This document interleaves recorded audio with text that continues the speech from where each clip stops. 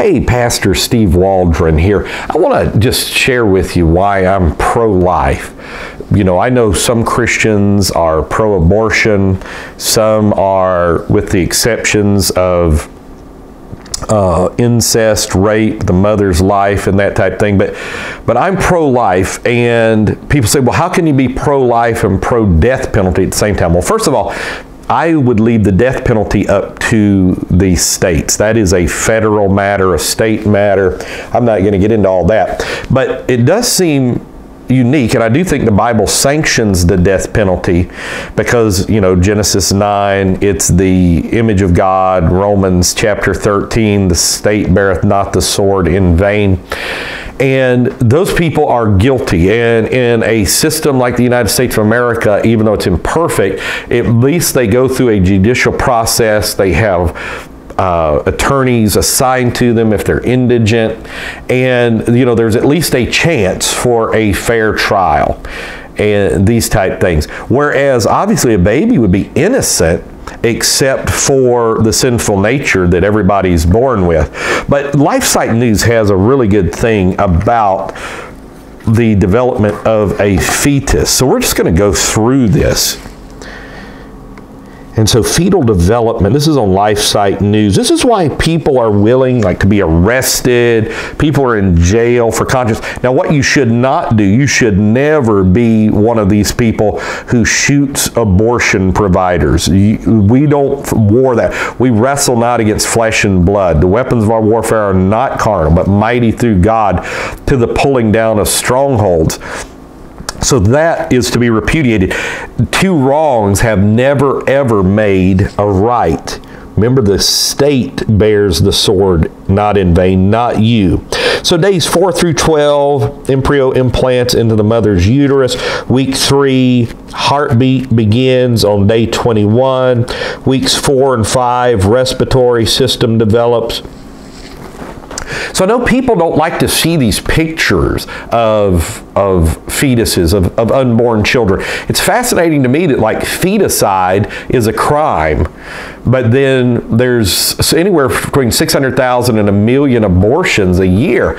They should not be used for birth control. Somebody just told me that there was a Washington Post article saying that Down syndrome children should be aborted. Well, that's terrible.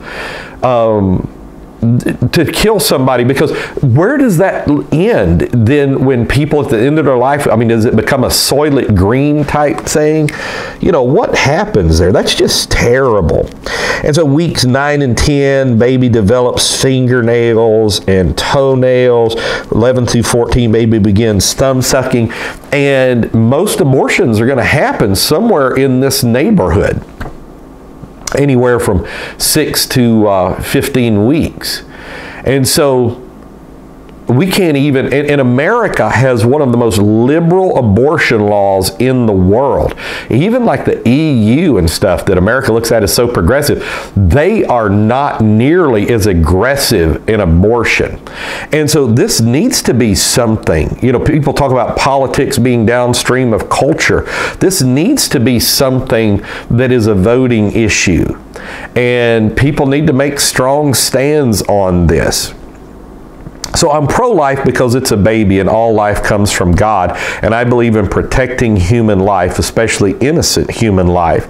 And so to me, it's an awful thing. And the conversation needs to be had about morality. People say, oh, you know, boys and girls, they're going to do things and stuff. Yeah, and they should pay the consequences.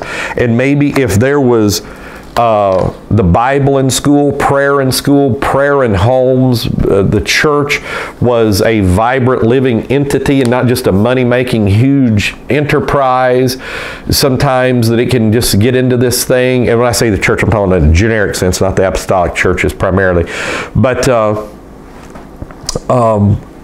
that this is something that is awful. And there's been over 50 million babies aborted in the United States of America. So it's something we should pray about, we should pray for, we should ask God to stop this, to change the politicians' hearts, to change the planks in, party platforms. I know Jimmy Carter, he lives like 30 miles from me here, and he wrote a letter recently to the Democratic National Convention and said 30% of Democrats are pro-life, and you're just telling them they are not wanted in our movement. So there's almost no ideological diversity. They have litmus tests. They're not going to appoint a judge unless they're pro-abortion.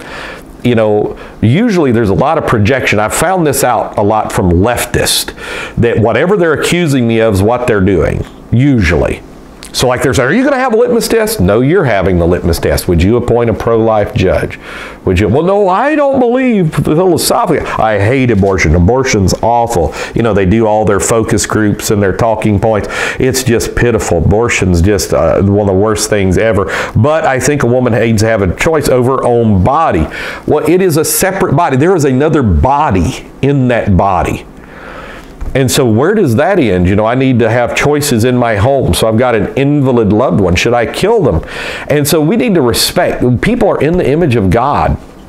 And so we don't need to kill the most innocent. We need to be a culture of life, and a culture of love, and a culture of protection, and a culture of moral virtue, of moral excellence, and that when people go outside of biblical norms, that they receive love, they receive care, and they receive help, and young ladies, that their lives are not ruined because they've got this child, that they realize the child is a blessing, and there should be helps for these type things.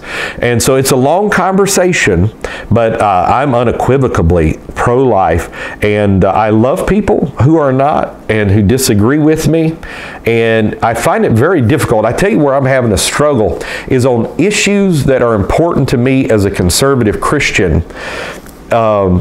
There's violence coming from the other side, and like you just can't. Everybody says the right, thunder on the right. All the violence basically is coming from the left. It's leftists that are shooting up congressional softball games. It's leftists that are going into the Family Research Council and trying to commit mass murder and these type things. So we have to have the ability to have rational discourse and change minds through just the primacy of the best argument. So God bless you. I love you in Jesus' name. I'm pro-life. Hope you are.